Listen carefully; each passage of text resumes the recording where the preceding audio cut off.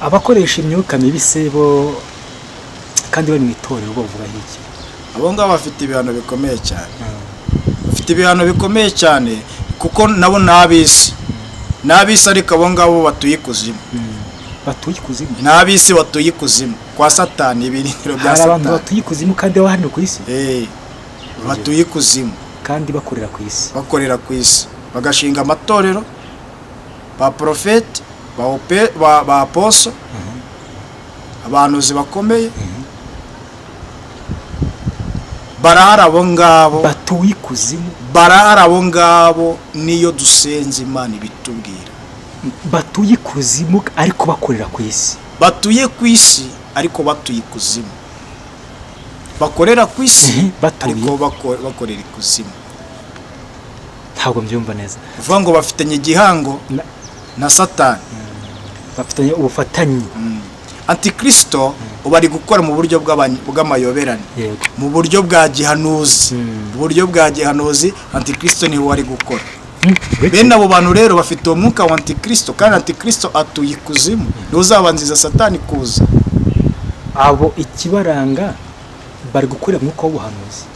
Wa Antikristo. Antikristo ntabwo arazi mbona nkubona. Hari igihe aziyerekana nk'uko Kristo yiyerekanye.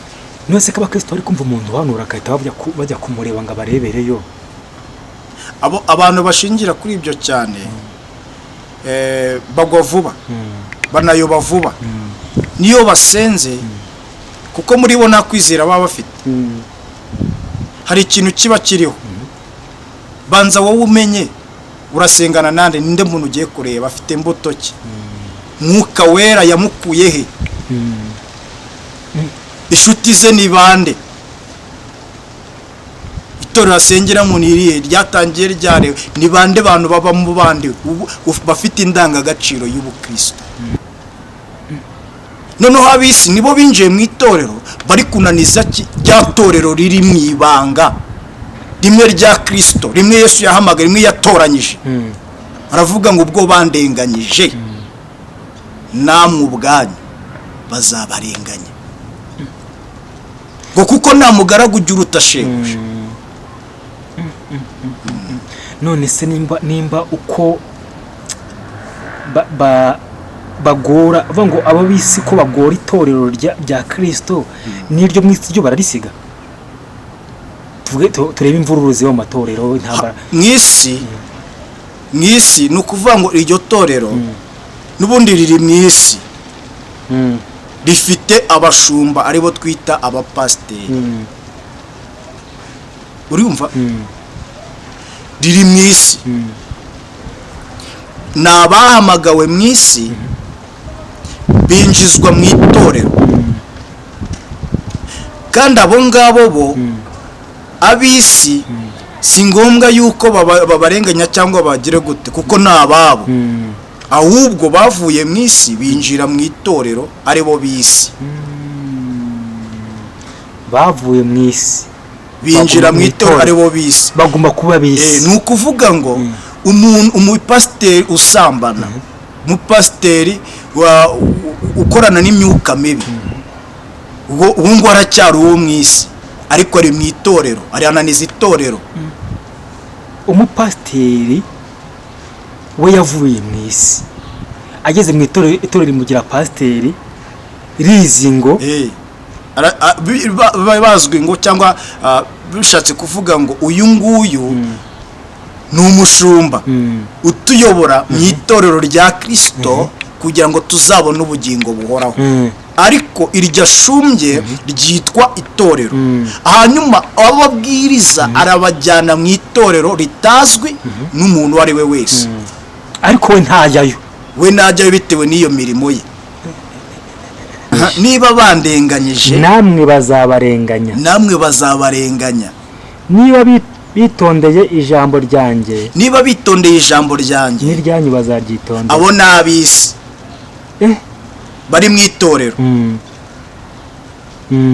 Ni ukuvuga ngo abisi binjiye mu itorero ni nabo bari kunaniza itorero. Subiramo bwangu. Abisi nibo binjiye mu itorero bari kunaniza itorero. Abisi nibo binjiye mu itorero bari kunaniza itorero.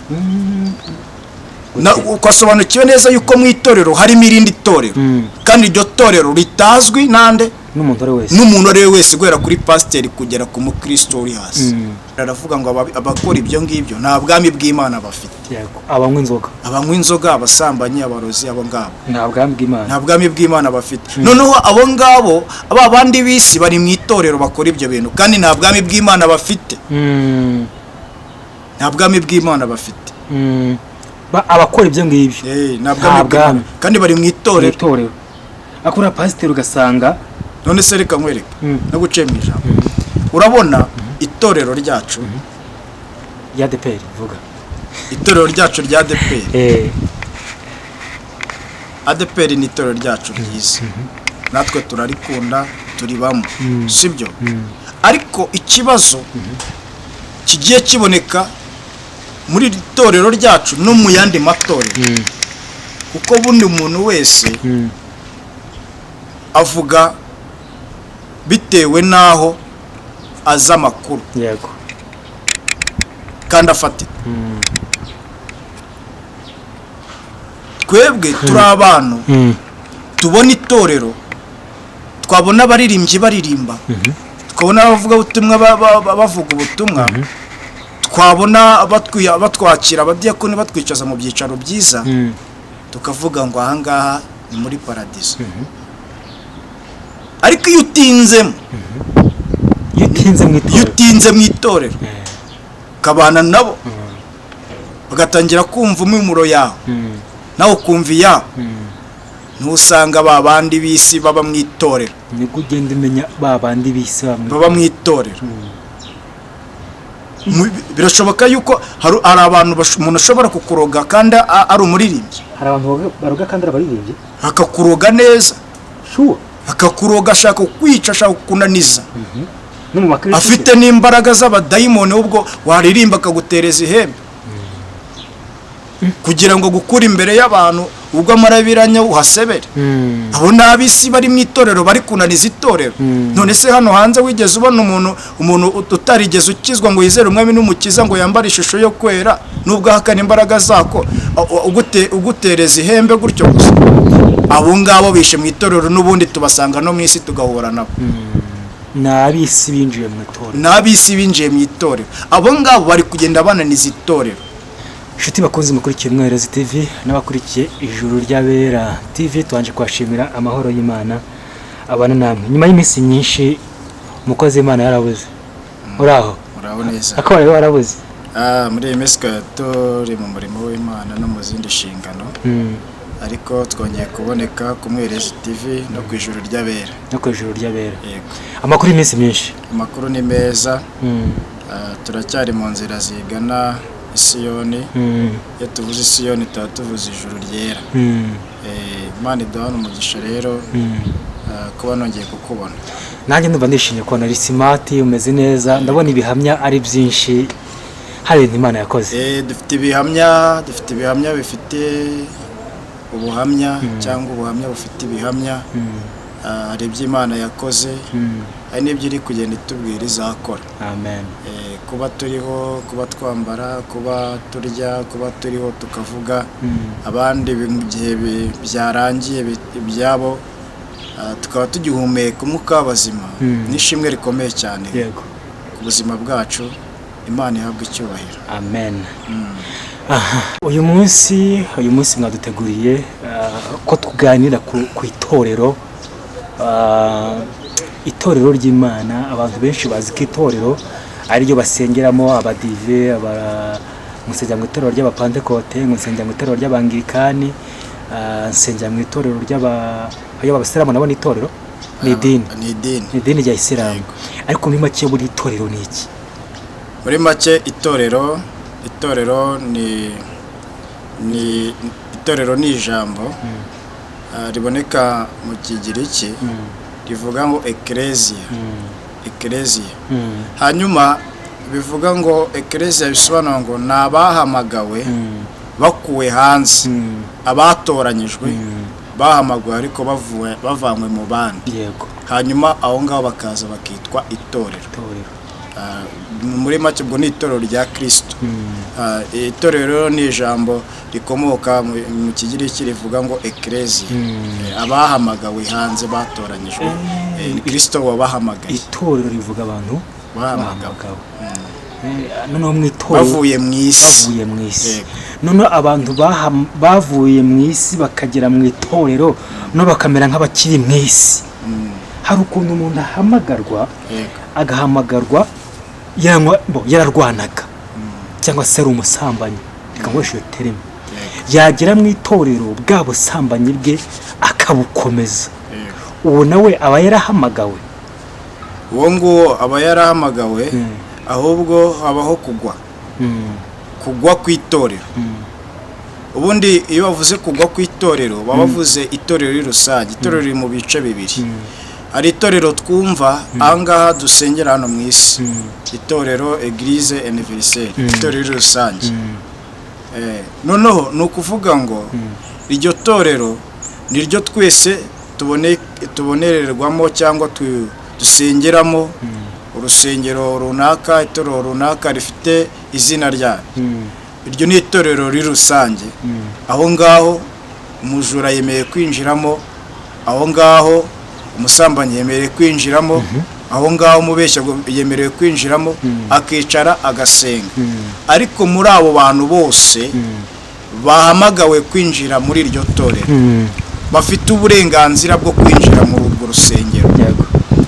Muri bo harimo ikindi gice gikomeye cyane cyitwa itorero.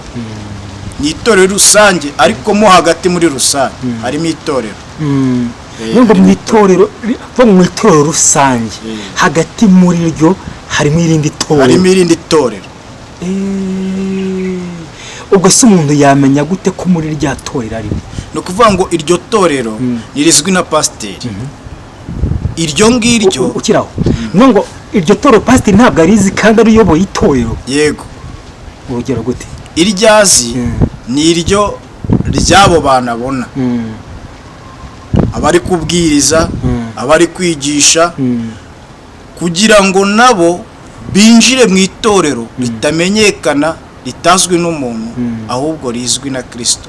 Pasiteri ntarizi, diakoni ntarizi, n'abaririmbyi nabo ubwabo nubwo baririmba bitwa ngo bari mu itorero, ariko mu by'ukuri bose siko bari mu itorero. Kandi ubuze reka dutange urugero ku itorero ryacu rya ADEPR. Ubamo nanjye nimo nteranira, turi mu itorero rya ADEPR. Niba mu itorero rya ADEPR harimo irindi torero abantu batazi. Yego. Ugasanga pasiteri ntarizi kandi ririmo. Bivuga ngo iryo torero nirizwi na pasiteri, diakoni ntarizi, mwarimu w'itorero ntarizi. Umuntu uwo ari we wese uri mu isi ntashobora gusobanukirwa iryo torero ryishema aho ngaho. Ariko rero yavuze ngo icyari harimo ibanga. Itorero rero rimeze nk'icyari riri rusange. Iryo ngiryo pasiteri ararizi. Ariko iri banga ririmo ni uko muri iryo torero harimo itorero. Iryo torero rero ni iryo torero bita itorero rya Kristo. Hamwe Yesu yavuze ngo naho amarembo y'ikuzimu yazikuka, ntabwo azashobora itorero ryanjye. Nuvuga ngo imiryango y'ikuzimu, abadayimoni bakazamuka, satani akazamuka, imbaraga zose zikazamuka ngo zikarwanya iryo torero, ntabwo ashobora kurishobora. Amarembo ntabwo ashobora gushobora iryo torero, kuko iryo torero ryubatse ku rutare, kandi urwo rutare ni Kristo.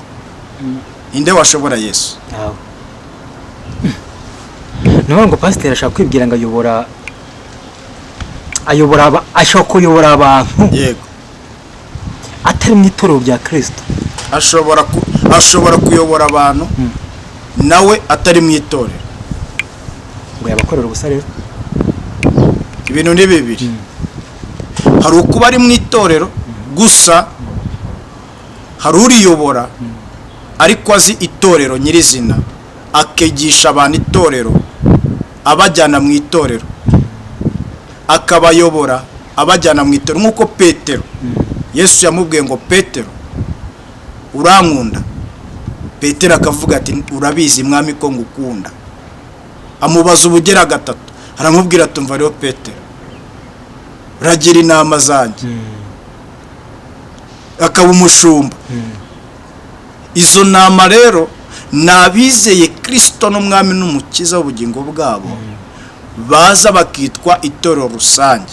Ariko muri abo ngabo Yesu hari abo yashyizeho ikimenyetso cy'amaraso y'uko ari abe.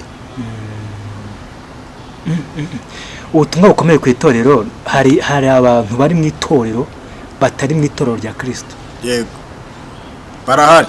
Ni nayo mpamvu hari ibintu byinshi bigenda bigaragara. Reka dusome ijambo ry'Imana. Yego. Dusome ijambo ry'Imana ritwereka abantu baba mu itorero ariko batari mu itorero rya Kristo. Yego.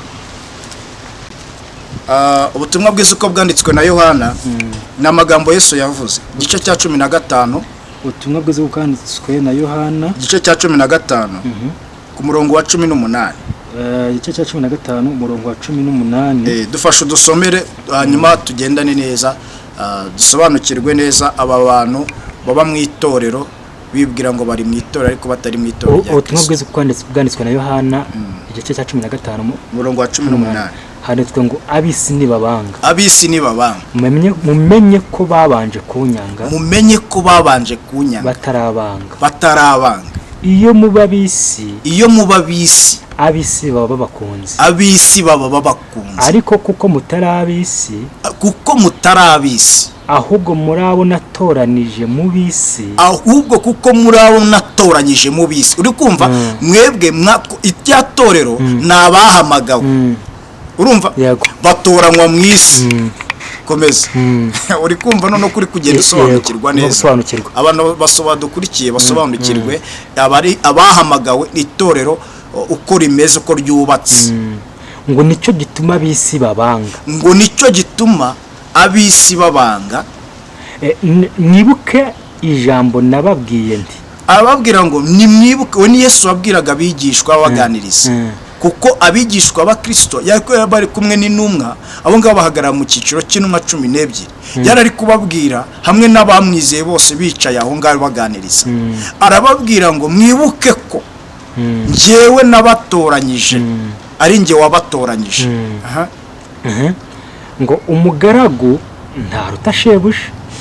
Aravuga ngo umugaragu ntaruta shebuja.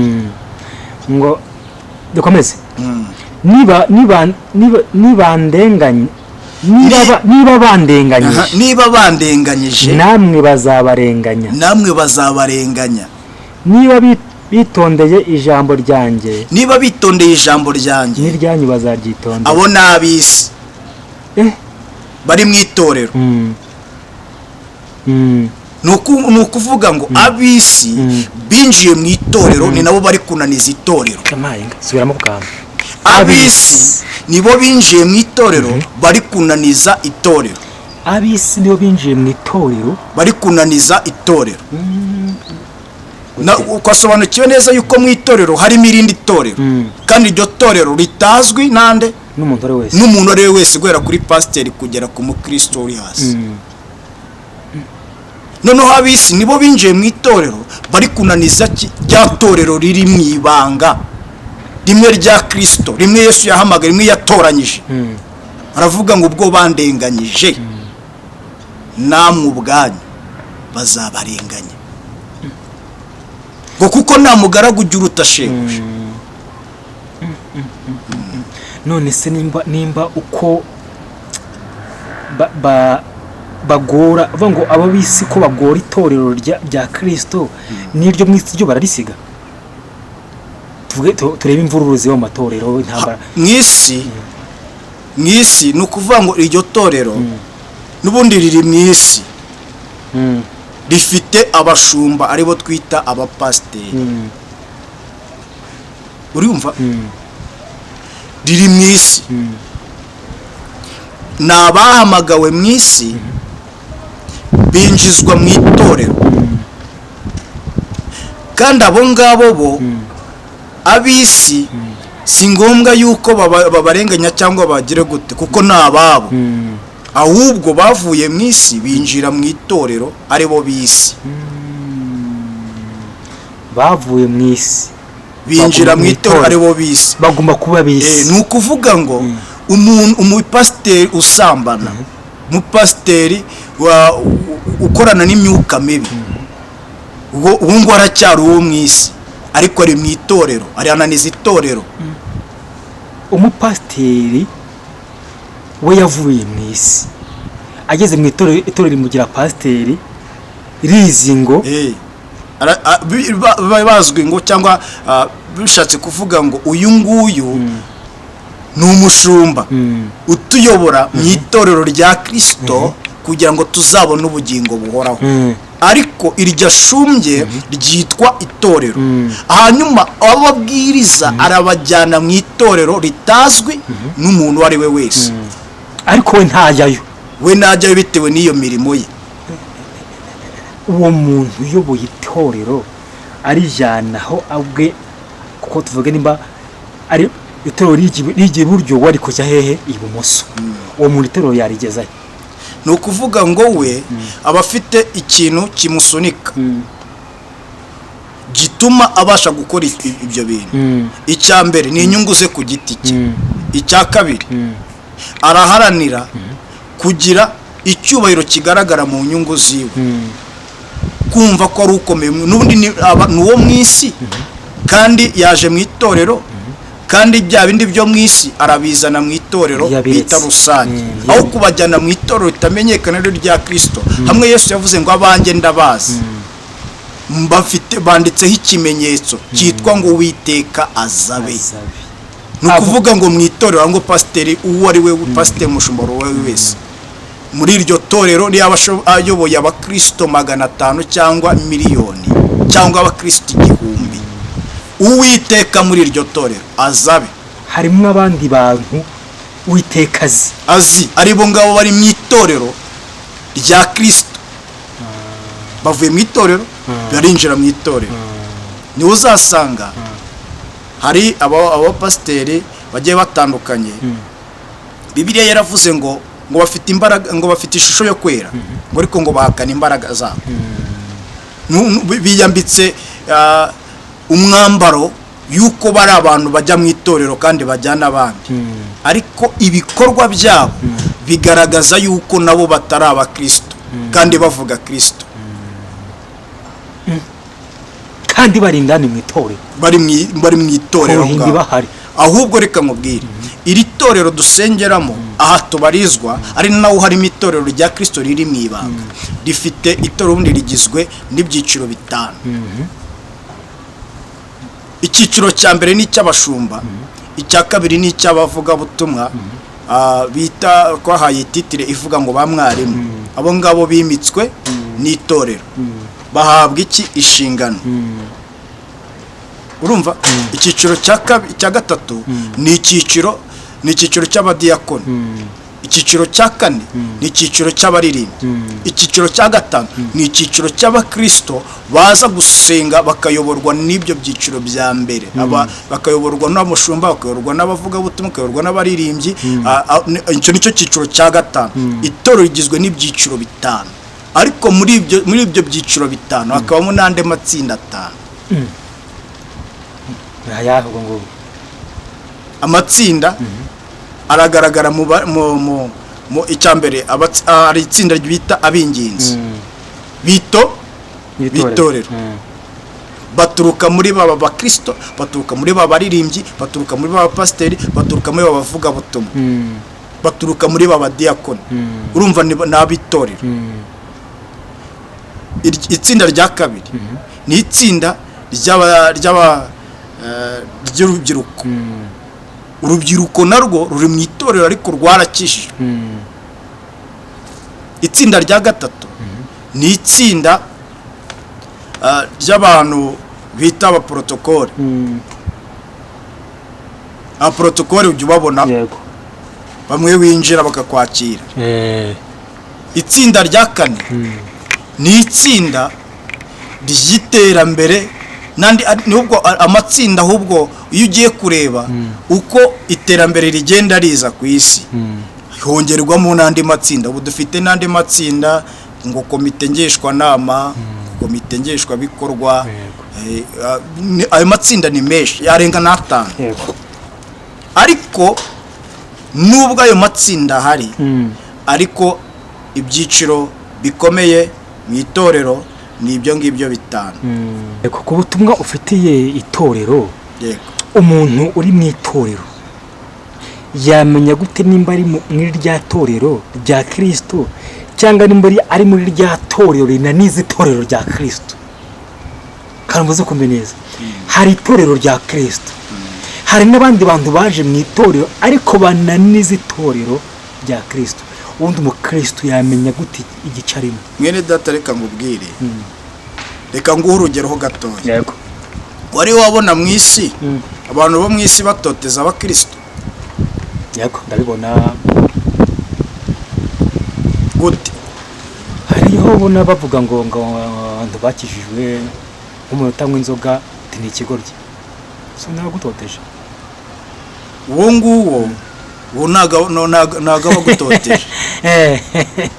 Umuntu ugutoteza ni wa wundi ugushyiraho isura mbi ishobora kukujyana muri gereza, ishobora kugukura imbere y'abantu, ishobora kukwangisha rubanda, ishobora kunaniza ubuzima bwawe bwa buri munsi. Aguhoye Kristo. Aguhoye Kristo. Uwo nguwo niwe ukunaniza, niwe ugutoteza. Naho uvuga ngo umuntu utanywa inzoga ngo ni ikigoryi, uwo nguwo ntago abagutoteje. Ababivuze uko abyumva, abivuze uko abyumva, kuko na leta yacu barabizi yuko ibiyobyabwenge kubinywa ari icyaha, ari bidoroga umuntu. Kandi muri Bibiliya Pawulo yandikira Abagalati igice cya 5:20 guhera ku 16 kugeza kuri 21 yavuze ibyaha bitandukanye. Avugamo icyaha cyo kunywa inzoga, aravuga ngo kuri 20 aravuga ngo abakora ibyo ngibyo nta bwami bw'Imana bafite. Abanywa inzoga, abasambanyi, abarozi, abo ngabo nta bwami bw'Imana bafite. Noneho abo ngabo aba bandi bisi bari mu itorero bakora ibyo bintu, kandi nta bwami bw'Imana bafite. Nta bwami bw'Imana bafite. Abakora ibyo ngibyo ntabwo, kandi bari mu itorero. Akora pasiteri ugasanga. None se reka nkwereke no gucema ijambo.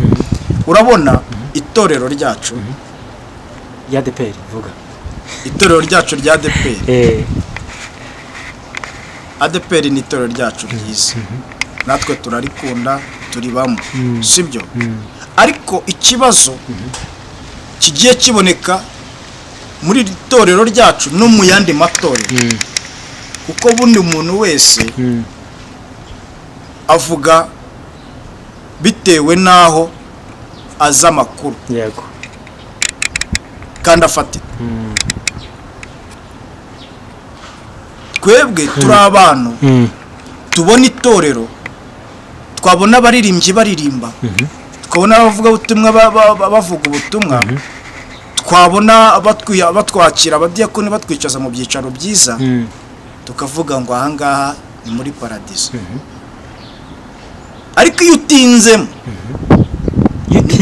utinze mu itorero kabana nabo, bagatangira kumva umumuro yawe, nawe ukumva iyawe, ntusanga ba bandi bisi baba mu itorero. Niko ugenda umenya ba bandi bisi baba mu itorero.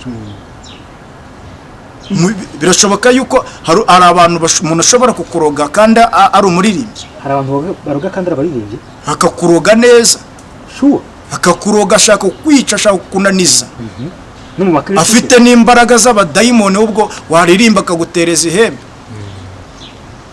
kugira ngo gukura imbere y'abantu, ubwo amarabiranya uhasebere. Abo n'abisi bari mu itorero bari kunaniza itorero. None se hano hanze wigeze ubona umuntu utarigeze ukizwa ngo yizere umwami n'umukiza ngo yambare ishusho yo kwera, nubwo ahakana imbaraga zako, ugutereza ihembe gutyo gusa? Abo ngabo bishe mu itorero, n'ubundi tubasanga no mu isi tugahura nabo. N'abisi binjiye mu itorero. N'abisi binjiye mu itorero. Abo ngabo bari kugenda bananiza itorero. Nayo mpamvu nabwira abantu basenge, bashyireho umwete wo gushaka mwuka w'Imana kugira ngo Imana inanize iyo myuka yishe mu itorero iri kugenda inaniza abanyetorero ba Kristo. none imyuka yabaye nyinshi mu itorero noneho. Umuntu ugasanga nimba uri dirija uyoboye kora adafashe mwene wabo w'icyangugu ngo amushyire imbere ntashobora kuririmba. Yego. Yafata mu majyepfo akamushyira inyuma ati genda rero, undi akavuga ati uyu nguyu duhuje akarere kamwe. Urumva ab'isi binjiye muri bya byiciro bitanu by'itorero bari kunaniza iki itorero.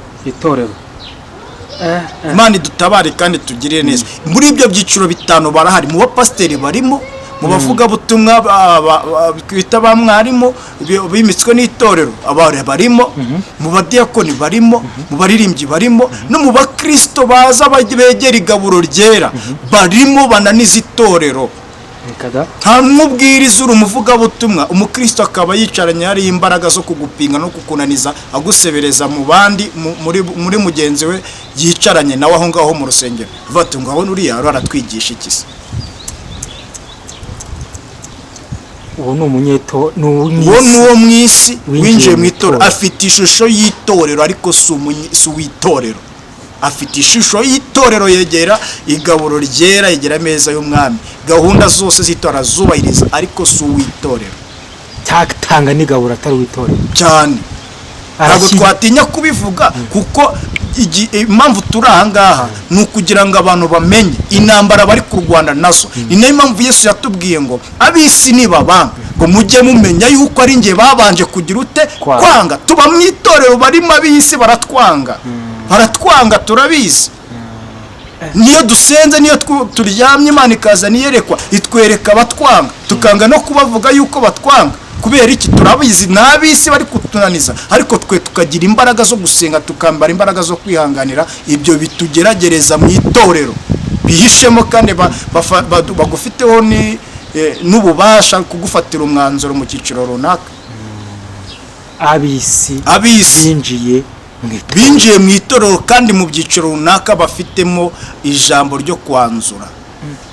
None se uw'isi winjiye mu itorero nagufatira umwanzuro nk'umukristo, inama niterana ari uw'isi ajya kugufatira umwanzuro, azagufatira umwanzuro umeze gute? Biterwa n'icyo yakugambaniyeho. Na urugero ndi umukozi w'Imana, ngiriza ubutumwa bwiza, n'urugero ngiye kubaho.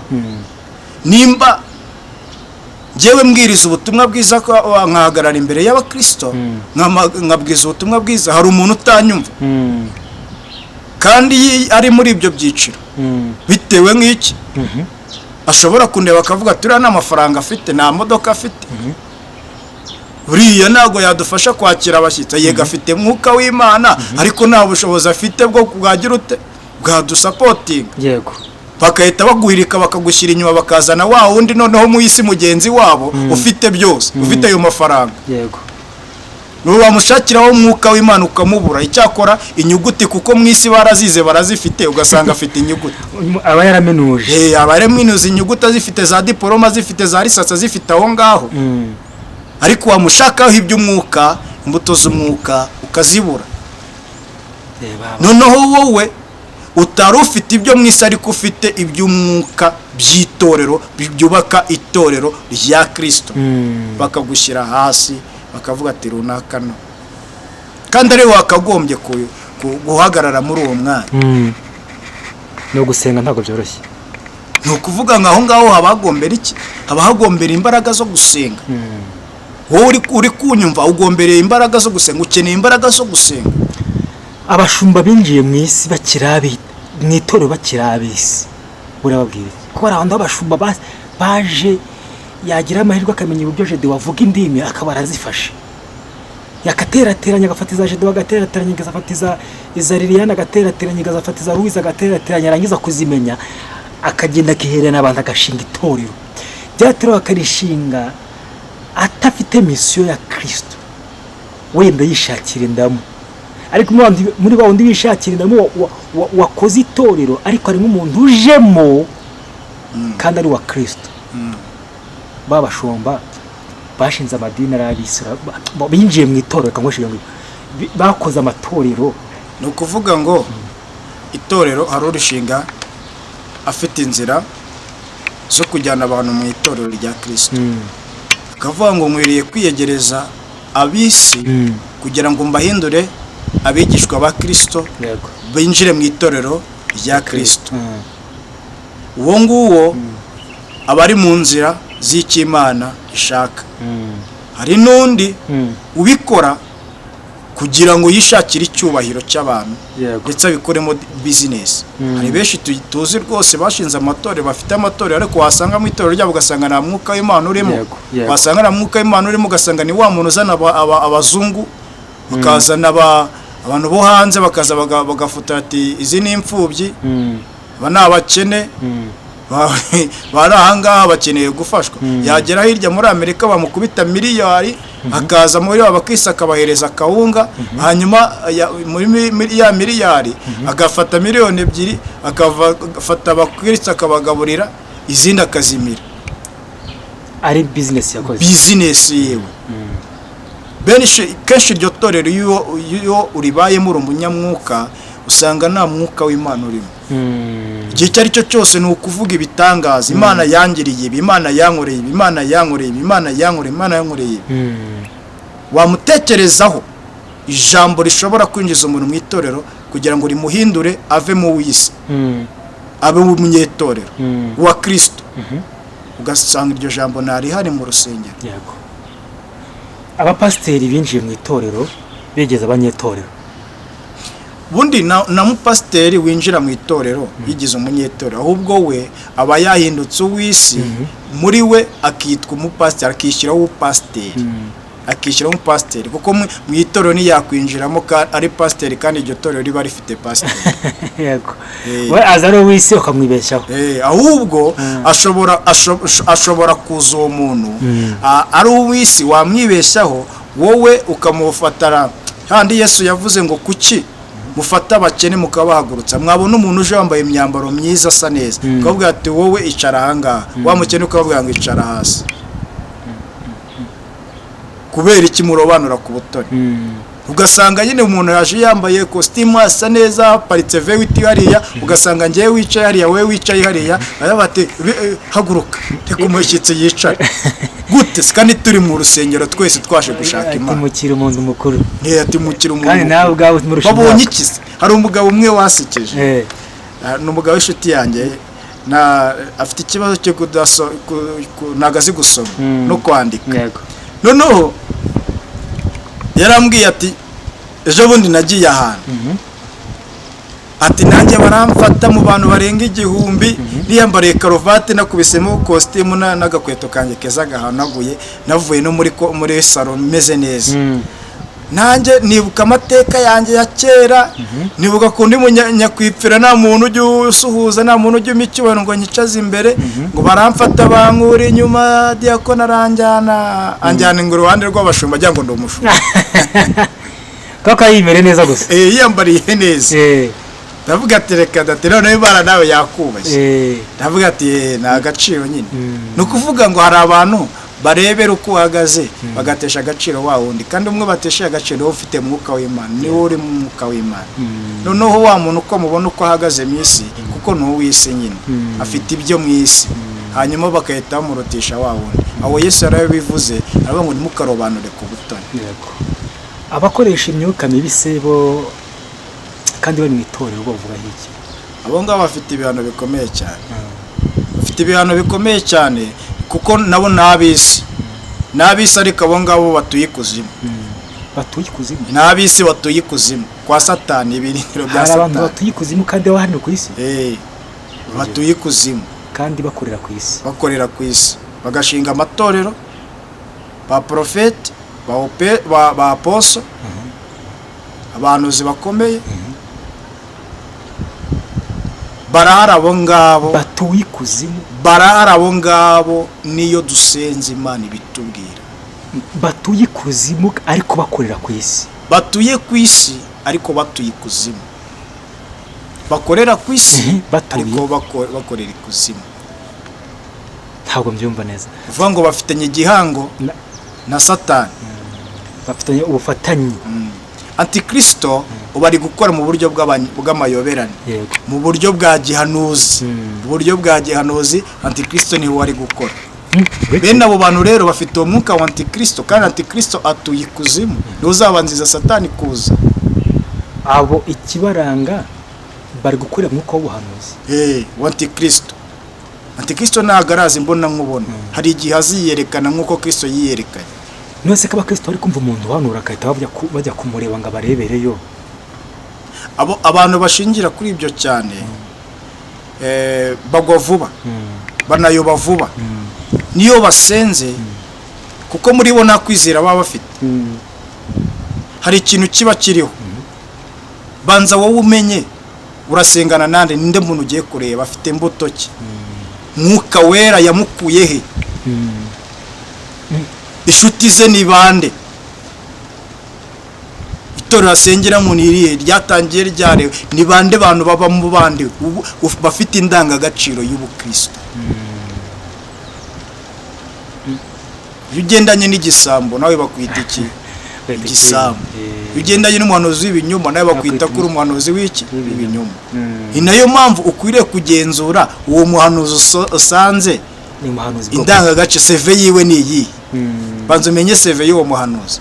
Numenya CV yiwe biraza kugufasha kuba wamwegera mugasengana, hanyuma n'Imana ikamukoresha ukumva icyo Imana ivuga. Ariko Yesu yaravuze ngo nibavuga ngo ndahangaha nimuzihutire kujyayo, kuko nzaba naraza, hazaba ari umwuka wa Antikristo. Ati hano hari Imana ivuga ikora imirimo, muze ikora ibitangaza. Rero ni ukuvuga ngo Yesu yaratubwiye ngo mujye mugira icyo bita control. Yego. Nko kwirukanka ngo mujye mubanza mubaze mwuka. Turajya he? Turajya he? Mwuka niwe utuyobora, niwe mufasha Yesu yaduhaye. Nimba turi abakristo bizeye Yesu, mbere yuko tujya kubahanuza nitubanze tubaze amakuru y'aho tugiye. Abantu babe maso, kuko abahanuzi bariho, abahanuzi b'Imana bariho, n'abahanuzi b'ibinyoma bariho, Antikristo, kandi bafite amatorero akomeye. Urimo mbwira ko umuhanuzi atigeze aba umushumba. Yego. Ni kubera icyo umuhanuzi atigeze aba umushumba? Nari nkubajije nanjye ikibazo gikomeye kandi ufitiye ubusobanuro. Sobanurira profete. Igisobanuro cya profete ni iki? Profete n'umuhanuzi. Profete n'umuhanuzi. Apostle ni intumwa. Pasteur ni umushumba. Aha. None pasteur ni umushumba uyoboye rya torero. None ni gute profete yabaye pasteur?